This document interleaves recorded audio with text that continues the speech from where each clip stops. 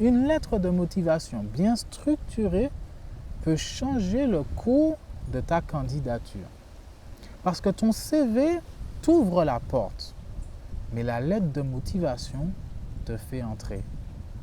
Dans cette vidéo, je vais te montrer pas à pas comment organiser tes idées et la mettre en forme pour attirer l'attention du recruteur dès les premières lignes.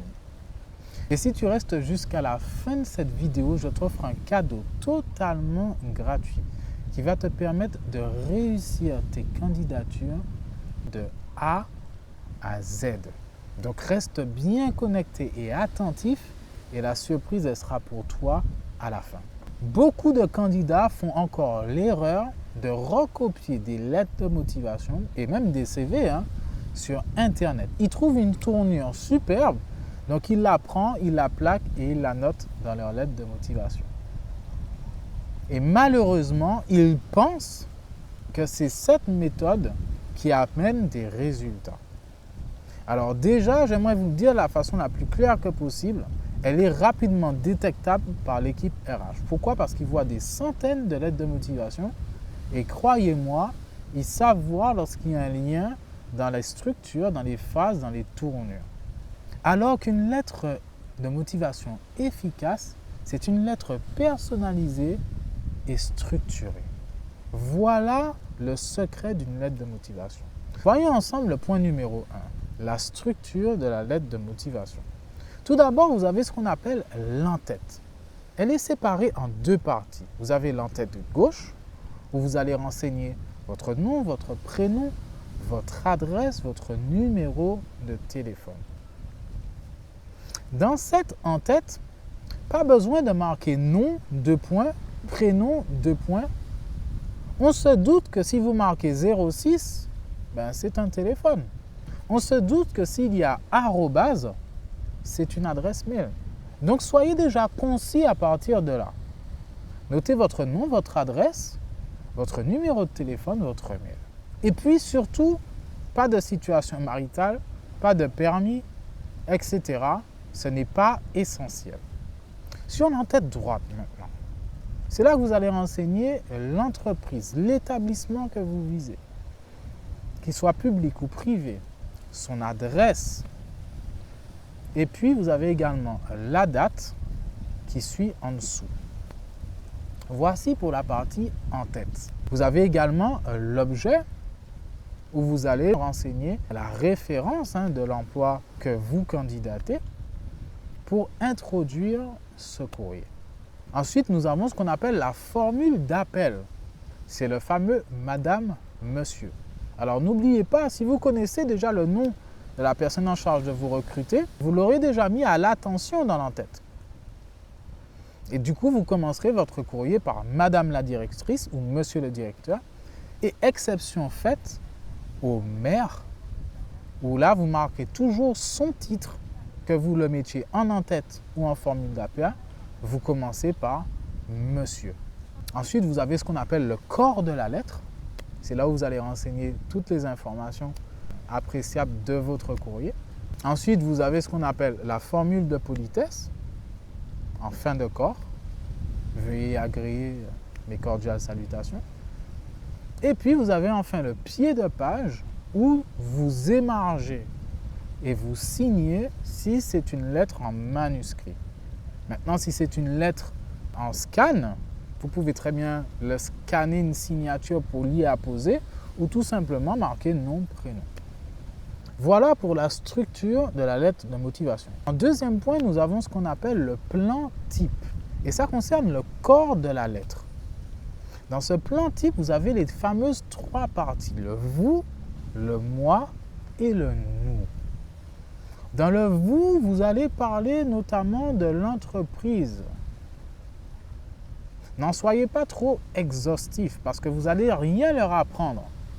Mais c'est là que vous allez mettre en corrélation votre parcours avec son offre, ses produits, les actions qu'elle mène. Qu'est-ce qui fait que vous êtes intéressé par elle? Et bien évidemment, tout ça en étant concis.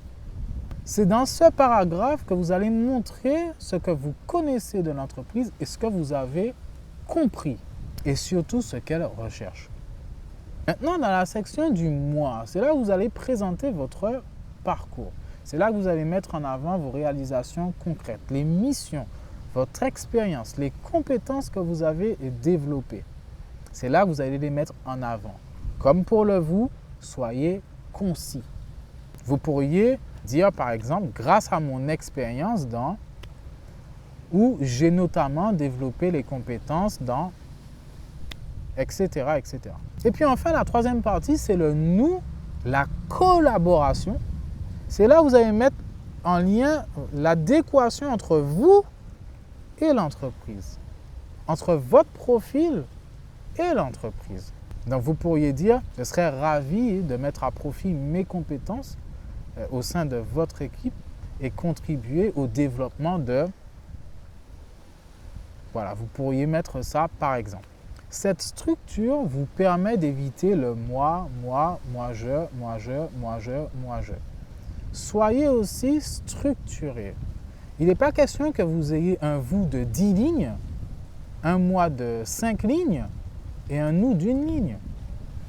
Il faut qu'il y ait une sorte de proportion égale de façon à ce que la lettre soit aérée, facilement lisible, que cela donne envie de s'y plonger. Cette structure permet de montrer au recruteur que tu t'intéresses à lui avant de t'intéresser à toi.